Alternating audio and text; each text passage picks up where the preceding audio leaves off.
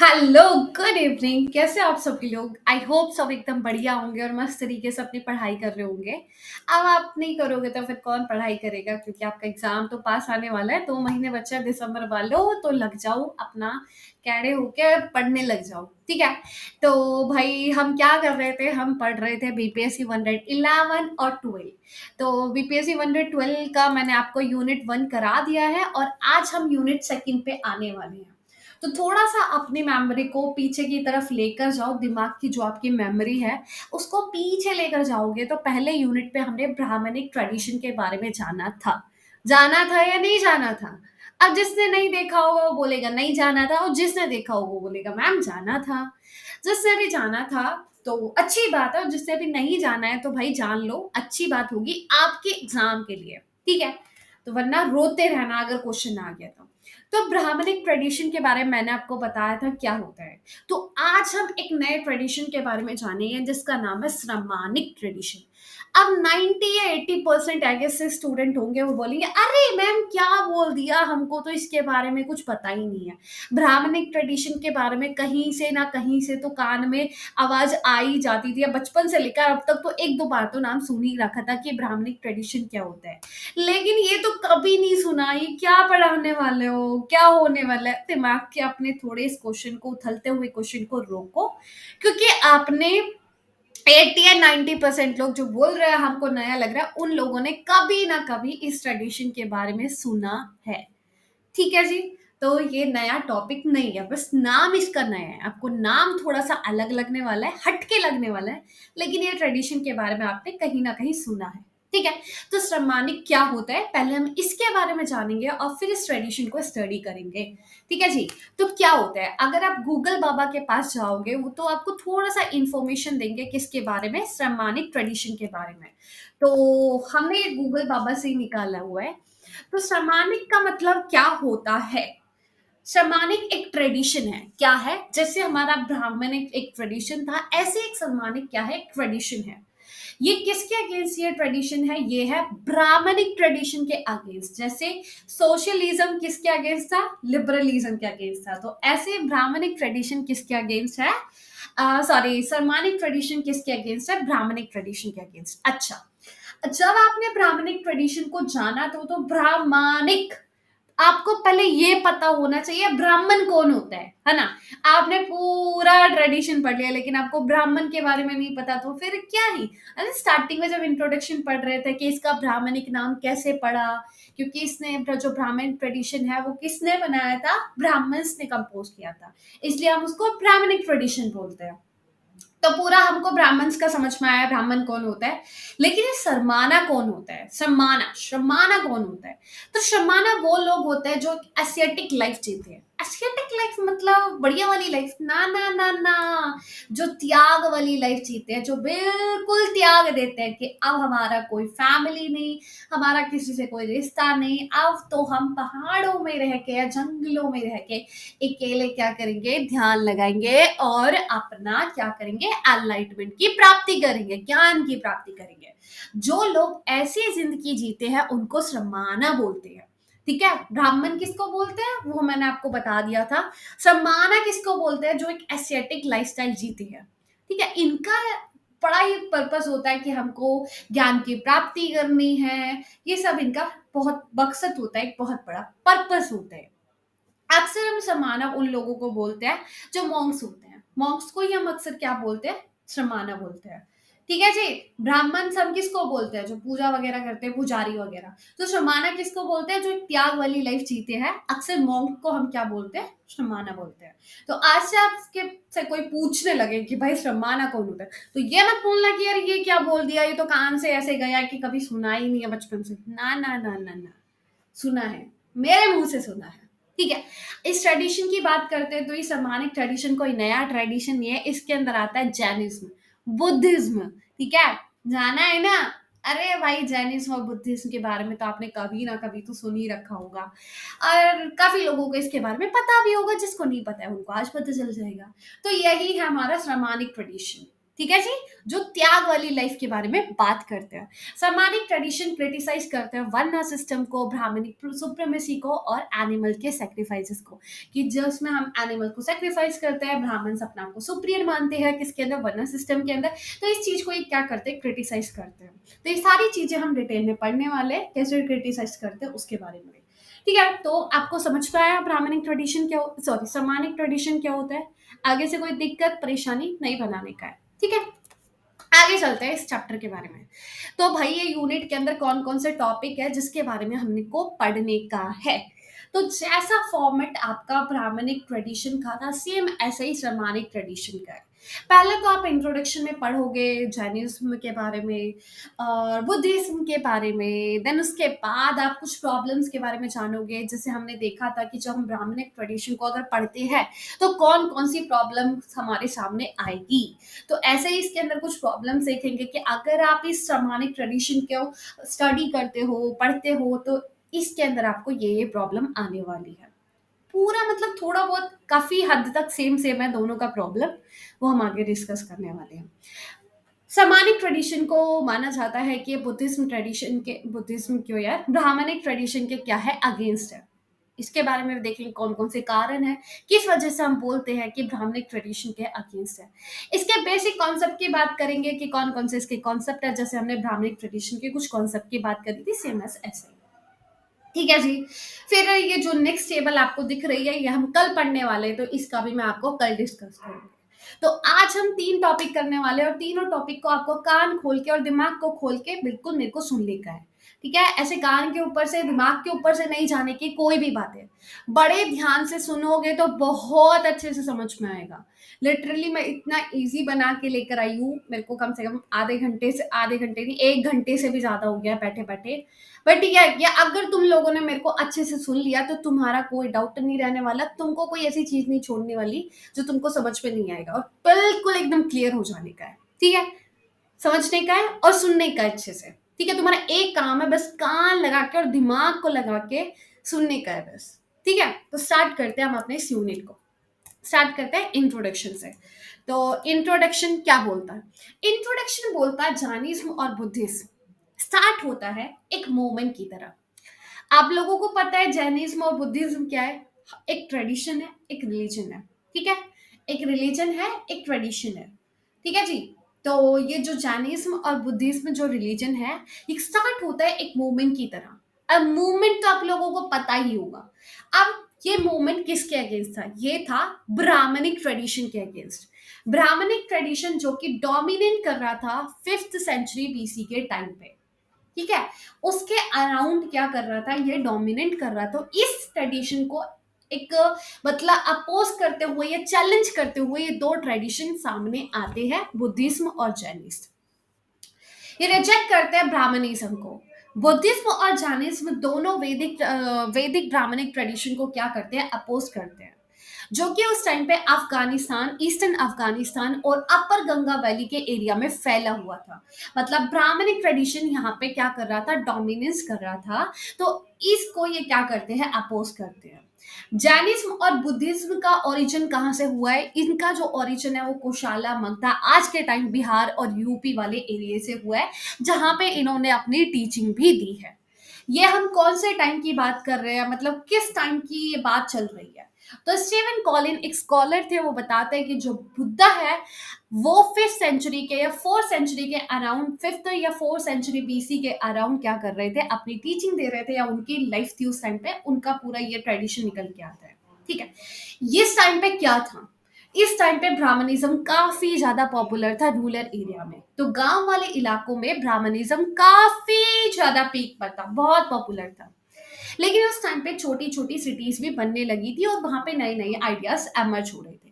Cities क्यों grow हुई थी, सिटीज शहर इसलिए ग्रो हुए थे क्योंकि फूड सरप्लस की वजह से। लोगों का फूड सरप्लस क्यों बना है, आपने हिस्ट्री में पढ़ा होगा। एग्रीकल्चर बढ़ा, फर्टाइल लैंड था, आयरन मिला हमको। ठीक है, उस टाइम पे किंगडम भी निकल रहे थे, मोरन एम्पायर पढ़ा है ना, तो वो वाला टाइम की बात कर रहे हैं। तो उस टाइम पे कुछ सिटीज भी ग्रो हो रही थी फूड सरप्लस की वजह से, जो कि सिटीज किसका सेंटर बन गई थी, ट्रेड, मिलिट्री और गवर्नेंस का सेंटर बन गई थी। और तो और ये सिटी किसी लार्ज एम्पायर का पार्ट नहीं थी, यहाँ पे थे छोटे छोटे किंगडम। ठीक है, छोटे छोटे राज्य थे, कोई बड़ा राज्य उस टाइम पे नहीं था। These kingdom were run a group of the ruler, और ये जो किंगडम था, ये राज्य रूल किया जाता था एक ग्रुप ऑफ रूलर से, मतलब ऑल के इसके अंदर कुछ महान लोग आते थे और वो इस राज्य को चलाते थे। लेकिन धीरे धीरे ये शिफ्ट होने लगा मोनार्की में, धीरे धीरे इस सत्ता को कौन संभालने लगे, राजा लोग रूल करने लगे। तो इस टाइम की बात हो रही है कि उस टाइम पे माहौल कैसा था, राज्य थे, शहर बनने स्टार्ट हो रहे थे, और शहर मिलिट्री और ट्रेड और गवर्नेंस का सेंटर था। समझे? अच्छा जी, आगे हम बात करते हैं जैनिज्म का बिगनिंग। हाँ हाँ हाँ हाँ हाँ, जैनिज्म का बिगनिंग की बात करते हैं कि इनका बिगनिंग कैसे होता है।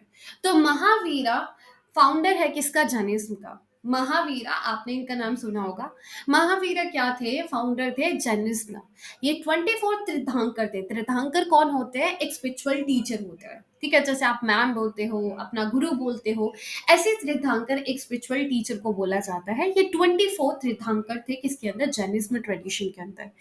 और इनका जो टाइम है वो बुद्धा के टाइम पर ही है, और इन्होंने क्रिएट करा एक कम्युनिटी, किसका, मॉन्क का। किसने, महावीरा ने।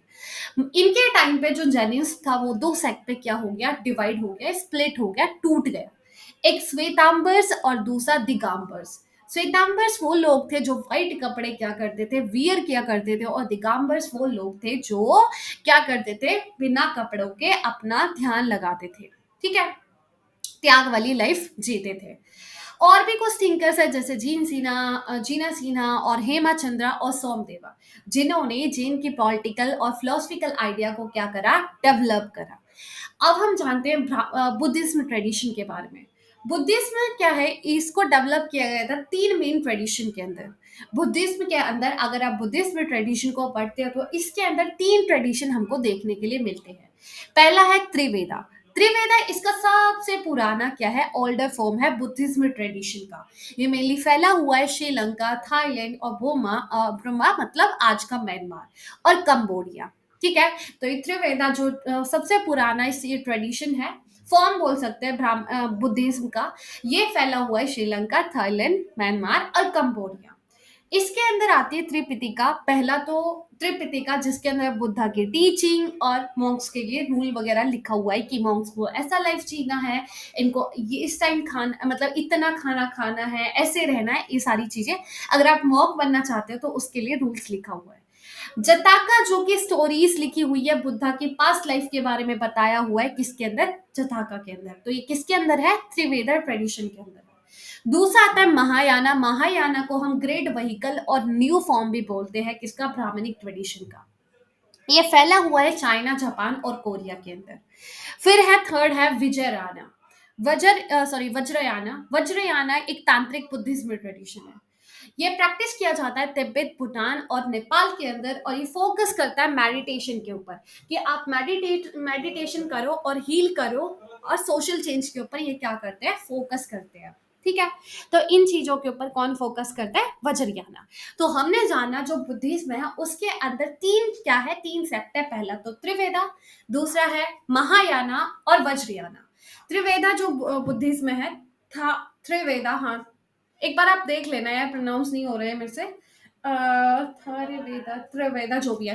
ठीक है, ये जो ट्रेडिशन है, ये जो बुद्धिज्म है, इसके अंदर मेनली कुछ इंपॉर्टेंट टेक्स्ट भी है, जैसे सुत्त पिटिका जिसके अंदर जो बुद्धा है उसके समन्स लिखे हुए हैं, विनय पिटिका जिसके अंदर मॉन्क्स के रूल्स लिखे हुए हैं, और अभिधम्मा पिटिका जिसके अंदर फिलोसफिकल मतलब इसकी पूरी टीचिंग के बारे में लिखा हुआ है। ठीक है, तो ये कुछ बुक्स है, ये पिटिकास है जिसके बारे में आपने इंपॉर्टेंट टेक्स्ट बोल सकते हैं, इसके अंदर ये भी आती है।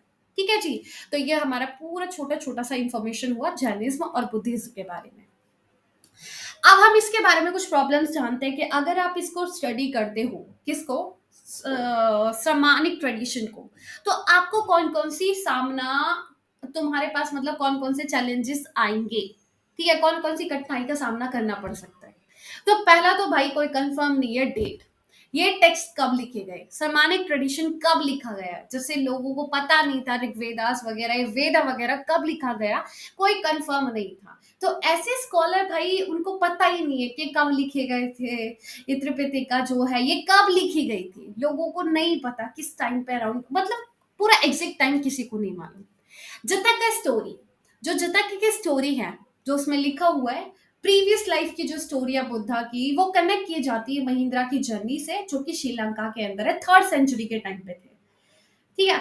बल्कि ये जो स्टोरी थी ये फेमस हुई उस टाइम पे, मतलब ये सामने आई जब जो सिन्हालास ने इसको ट्रांसलेट करा 5th सेंचुरी के अंदर। तो सोच सकते हो 3rd सेंचुरी और 5th सेंचुरी एडी, और वो बीसी है, कितना बड़ा एक गैप हो जाता है। तो ये काफी ज्यादा हार्ड हो जाता है ये ढूंढना कि ये ओरिजिनल टेक्स्ट कब लिखा गया, कौन सा ओरिजिनल टेक्स्ट है। तो ये काफी बड़ा इनके लिए प्रॉब्लम है। लैंग्वेज का सबसे बड़ा बैरियर है। जो ये ट्रेडिशन है, मतलब इसकी जो टेक्सेस है, ये पितिका वगैरह, इनकी पाली में लिखी हुई है। जो ये जकाता की स्टोरी है, त्रिपितिका वगैरह हो गई, ये सारा किस में लिखा हुआ है, पाली में लिखा हुआ है। और पाली को इंग्लिश में ट्रांसलेट करना कोई बच्चों का खेल नहीं है। आधे से ज्यादा या फिर बहुत सारे स्कॉलर्स को पाली आती ही नहीं है, पता ही नहीं है पाली के बारे में। तो वो वर्ड्स को कैसे कन्वर्ट कर सकते हैं किसके अंदर, इंग्लिश के अंदर। तो पाली लैंग्वेज के बारे में जब तक तुमको नॉलेज नहीं होगा तो तुम कैसे समझोगे, है ना। तो ये सबसे बड़ा लैंग्वेज का बैरियर है। तीसरा, कोई कॉम्प्रिहेंसिव पॉलिटिकल टेक्स्ट नहीं है। इनका कोई जो सामाजिक ट्रेडिशन है, इनका कोई सिंगल बुक नहीं है जो पूरा पॉलिटी को कवर करता हुआ डिटेल में, नहीं। जैसे प्लेटो का बुक है, मैकियावेली का बुक है, पॉलिटी के आइडियाज को लेकर, तो ऐसा इनका कोई है ही नहीं कोई बुक। मेनली जो इनका जो पूरा का पूरा बुक है, स्टडी है, वो पूरी फिलोसफिकल है, स्पिरिचुअल है। ये बात करता है निर्वाणा अटेन करने का, एनलाइटमेंट की तरफ, ये सारी चीजें इसके अंदर लिखी हुई है, रूल्स वगैरह लिखा हुआ है। इसलिए लोग पॉलिटिकल आइडियाज इसमें देखते नहीं है, कि बहुत सारे स्कॉलर ओवरलुक कर देते हैं कुछ इंपॉर्टेंट आइडियाज को, क्योंकि उनको लगता है स्पिरिचुअल है और फिलोसफिकल है। ठीक है। तो ये कुछ हमको बैरियर्स इसके अंदर मिलता है।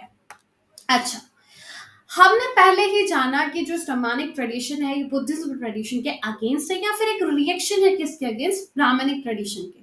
तो कैसे ये एक, हम इसको बोलते हैं कि रिएक्शन है किसके अगेंस्ट, ब्राह्मणिक ट्रेडिशन के। तो जैनिज्म बुद्धिज्म बहुत ज्यादा स्ट्रांगली डिसएग्री करते हैं ब्राह्मणिक ट्रेडिशन और उसके बिलीव्स के ऊपर। वो डाउट करते हैं वेदास के ऊपर। बुद्धा जो बिलीव नहीं करते किसके ऊपर, वेदा के ऊपर। वेदास जो कि किसकी बुक है, ब्राह्मणिक स्केलर बुक है। ठीक है। वो बोलते हैं कि देखो भाई, हमको विश्वास नहीं है। वो नहीं मानते कि वेदा सबसे ओल्डेस्ट और बेस्ट सोर्स है किसका, नॉलेज का। वो एक्सेप्ट करते इस बात को कि हर एक कल्चर के अंदर, अलग अलग कल्चर के अंदर कुछ ट्रुथ होता है, लेकिन वो फिर भी वेदा को क्या नहीं करते, फॉलो नहीं करते।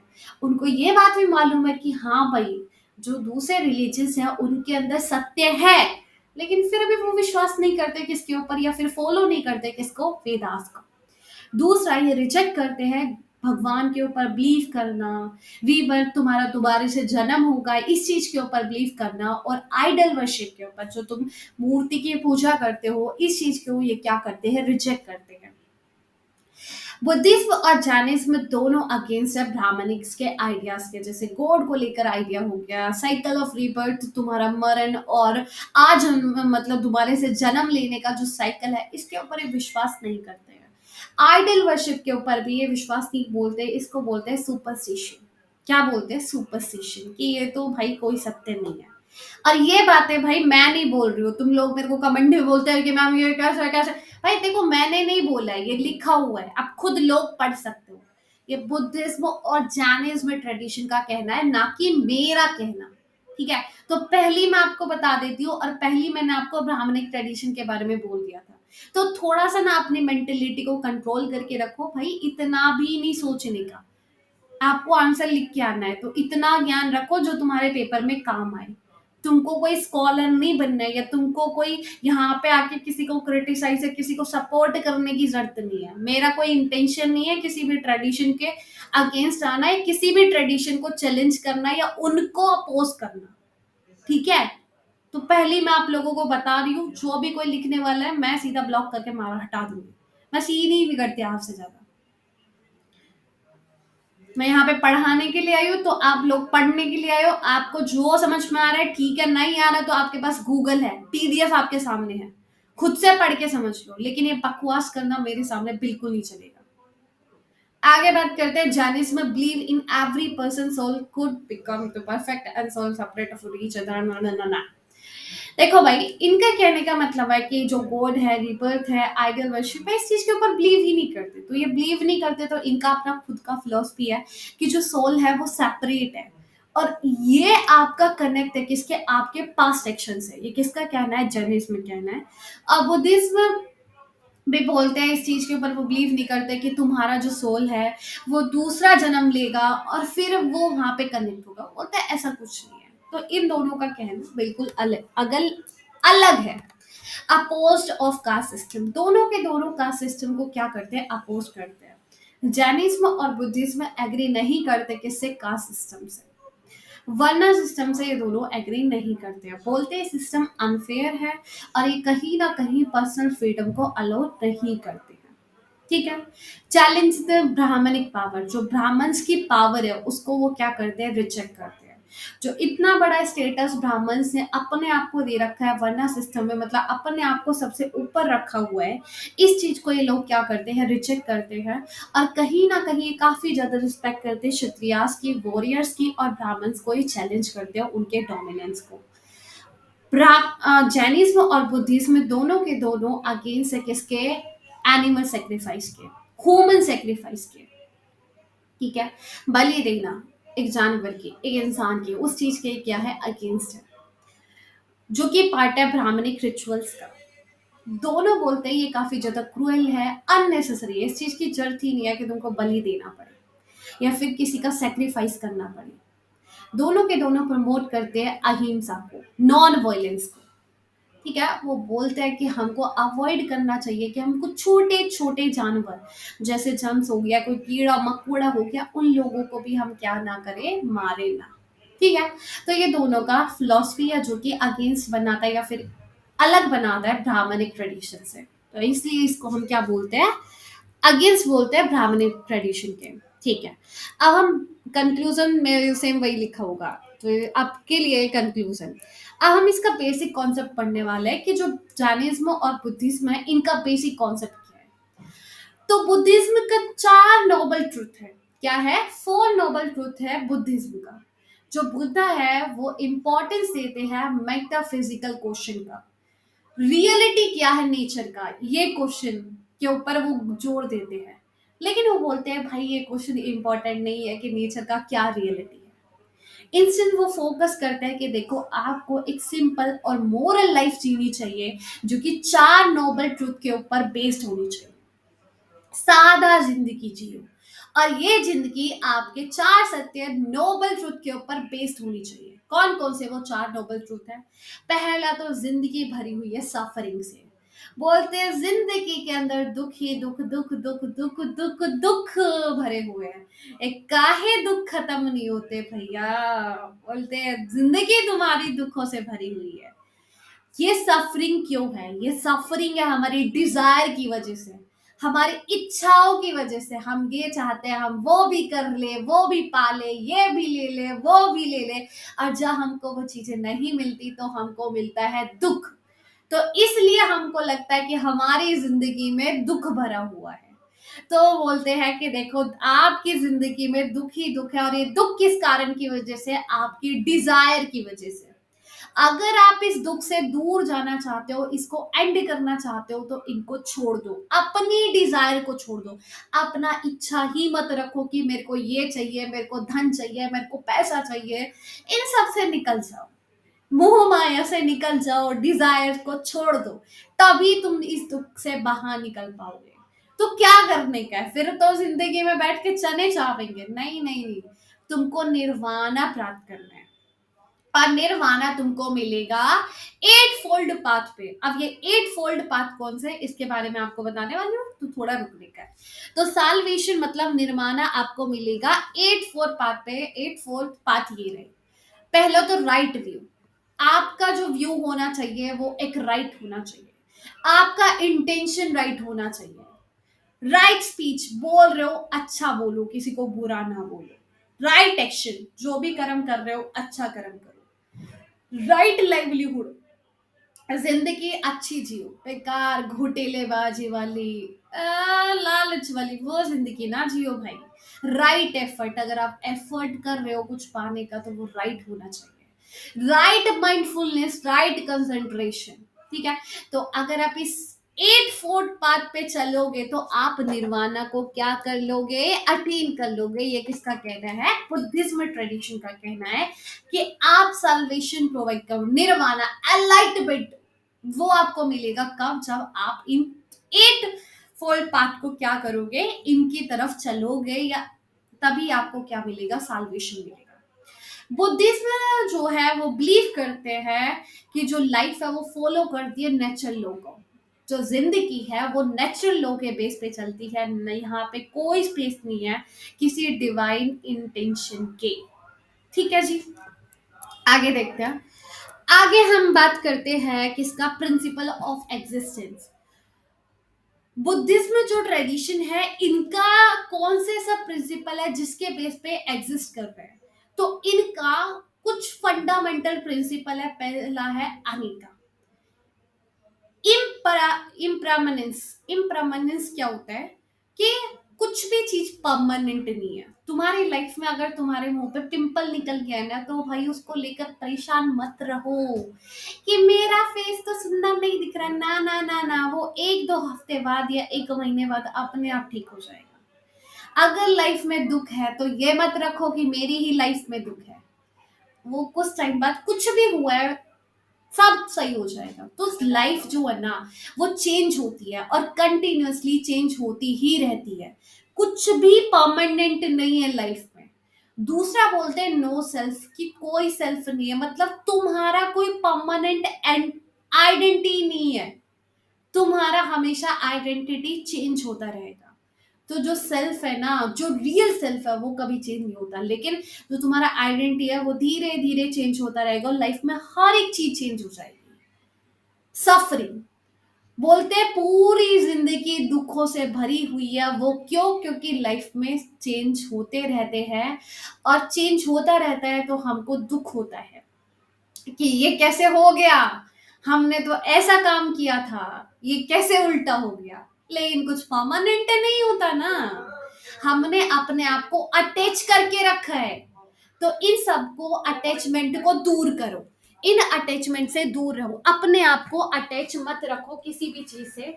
तो इस अटैचमेंट से दूर रहो, तभी आप क्या कर पाओगे, इस सफरिंग से बाहर निकल पाओगे अपनी जिंदगी के अंदर।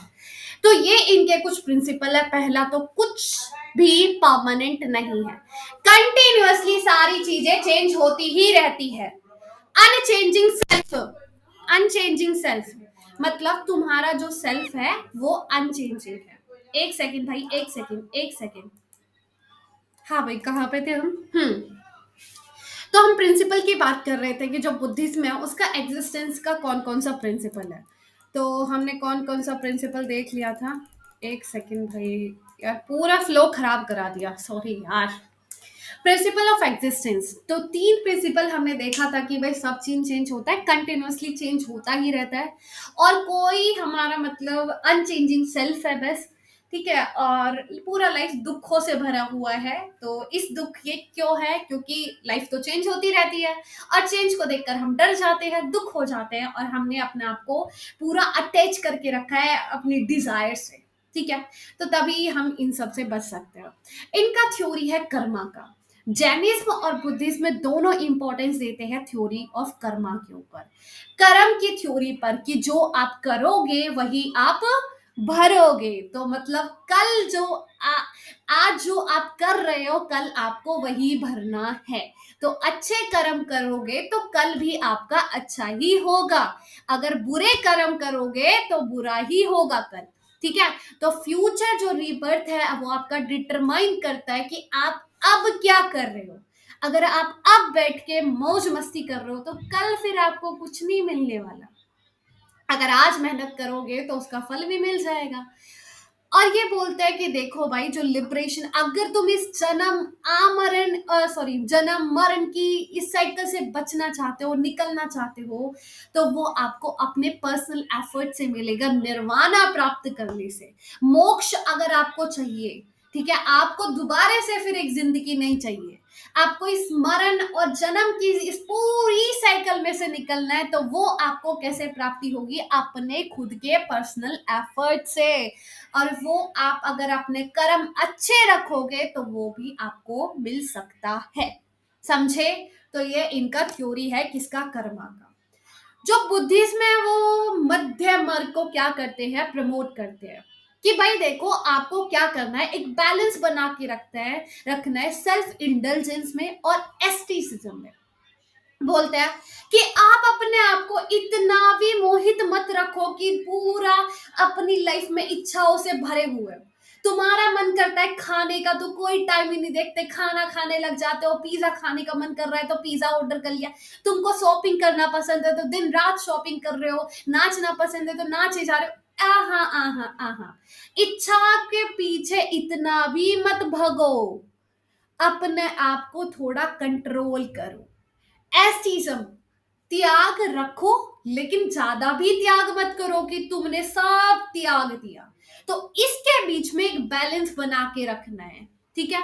दूसरी तरफ जैनिज्म में बोलते हैं कि ना ना ना ना ना ना, त्याग वाली लाइफ जीनी पड़ेगी, सब कुछ त्यागना पड़ेगा। बुद्धा की तरह मैं नहीं बोलूंगा कि बैलेंस बना के रखना है। ये इंपॉर्टेंस देते हैं डिसिप्लिन और मोरल लाइफ के ऊपर कि देखो भाई, एक त्याग वाली जिंदगी जीनी पड़ेगी। छोटे से छोटा कीड़ा मकोड़ा भी नहीं मरना चाहिए तुम्हारे हाथों से। ध्यान रखना है, डिसिप्लिन वाली जिंदगी रखनी है। और ये एट फॉल्ट बात तो मैंने बता दी है। आगे बात करते हैं इनके एथिक्स की, विनाया और शिला। जैनिज्म जो कि बात करते हैं कि अगर आपको हैप्पीनेस चाहिए, अगर आप अचीव करना चाहते हो हैप्पीनेस, वो मिलेगा आपको अहिंसा से। वॉयलेंस करना छोड़ दो, गुस्सा करना, दूसरे लोगों पे हमला करना, दूसरों को नीचा दिखाना, वॉयलेंस करना, एक तरीके से मारना पीटना, ये सब छोड़ दो। सत्य सत्य बोलो, झूठ बोलना बंद करो। नॉन स्टॉलिंग, भाई चोरी वोरी करना छोड़ दो। ब्रह्मचार्य वाली जिंदगी जियो, सेलिबेसी वाली जिंदगी। नॉन पॉसेसिव, किसी भी चीज को लेकर अपने अंदर इच्छाएं मत रखो कि मुझे खाना चाहिए खाना चाहिए खाना चाहिए, खाना ही खाना, खाना ही खाना, मोमोज मोमोज मोमोज, नहीं नहीं नहीं ना, मत रखो। अपनी इच्छाओं पे कंट्रोल रखो। दूसरी तरफ जो बुद्धिज्म है वो क्या करते हैं? फोकस करते हैं नॉन वायलेंस पे, ट्रुथ पे, माइंडफुलनेस पे, और निर्वाणा को अटेन करने के लिए कुछ गाइडेंस प्रिंसिपल वो उनको बताते हैं, जो कि मैंने आपको एट फोल्ड बात बता दी है। ठीक है जी। और दोनों बोलते हैं कि देखो, बुद्धिज्म जो है creation of social order, social order को कैसे क्रिएट करना है, तो बुद्धिज्म में बोलते हैं अज्ञाना सुत्ता के अंदर कि जो ये डिवीजन है किसका? वर्ना सिस्टम का, उसको वो चैलेंज करते हैं। वो बोलते हैं कि नीड बेस्ड सोशल ऑर्डर होना चाहिए, ना कि हरार्कियल ऑर्डर। बुद्धिस्ट किंग्स जो है वो एक्सेप्टेड करते हैं कि अगर आपको अपना ऑर्डर मेंटेन करना है, लोगों को प्रोटेक्ट करना है, तो वो धम्मा के अकॉर्डिंग होना चाहिए, ना कि किसी एक हरार्कियल सिस्टम के अकॉर्डिंग। दोनों का जो मेन एम है वो निर्वाणा के ऊपर है, एनलाइटमेंट अटेन करने के ऊपर है। तो जैनिस में बोलते हैं कि अगर आपको मोक्ष की प्राप्ति करनी है, तो आप, अगर आप इस बर्थ और लाइफ के साइकिल से बचना चाहते हो, तो वो आप कैसे कर सकते हो? अपने प्लेजर पे कंट्रोल करके, अपनी इच्छाओं के ऊपर कंट्रोल करके, एक त्याग भरा हुआ जिंदगी जी के। ठीक है। बुद्धिस्ट में दूसरी तरफ बोलते हैं कि अगर आपको निर्वाणा अटेन करना है, तो आपको इन सफरिंग से आप बाहर निकल पाओगे, जो दुख भरा हुआ है जिंदगी के अंदर, इन दुख से आप निकल पाओगे, और वो आपको मिलेगा एक मिडल पाथ के थ्रू, ना कि एक्सट्रीम्स के थ्रू, कि आप पूरा हर एक चीज में एक्सट्रीम पहुंच गए हो। ना ना ना, ये अवॉइड करने की बात करते हैं। समरी में आपको नहीं बताऊंगी, क्योंकि इतनी बड़ी कथा मैंने आपको बता दिया, अभी ये भी मैं बताऊंगी तो क्या ही फायदा। ठीक है। ये समरी आपके लिए लिखी हुई है, तो आपको पढ़ना है भाई। मेरा काम खत्म होता है। आई होप आप लोगों को समझ में आया होगा। कहीं कोई दिक्कत परेशानी तो मेरे को बता देने का है। नेक्स्ट पार्ट हमारा कल तक आ जाएगा, तो आपको वेट करना है, और पूरा यूनिट खत्म कर लेंगे। तो काफी इंटरेस्टिंग है ना? हाँ। कुछ नाम ऐसे है जो आपको लगेगा कि यार ये क्या नाम है, वो एक दो बार पढ़ोगे तो नया नहीं लगे। मेरे को भी नहीं लगा था, क्योंकि मैंने, अब जब मैंने ये बुक पढ़ा था तो मेरे को काफी वर्ड्स नए नहीं लगे थे, क्योंकि आपने क्लास 12th के अंदर पढ़ा होगा हिस्ट्री के अंदर, फर्स्ट जो बुक थी इंडियन हिस्ट्री की। उसके अंदर बुद्धिज्म और जैनिज्म के बारे में था ना, ये सुत्त पिटिका वगैरह लिखा हुआ था, धम्मा, ये eight fold karma, eight fold वो पाथ वगैरह, इन सब के बारे में लिखा हुआ था।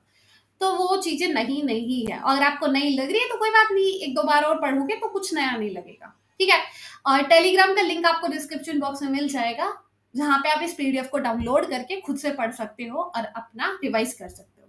तो मिलते हैं नेक्स्ट लेक्चर के अंदर। सो बाय, टेक केयर, अपना ध्यान रखना, ख्याल रखना, ऑल द वेरी बेस्ट।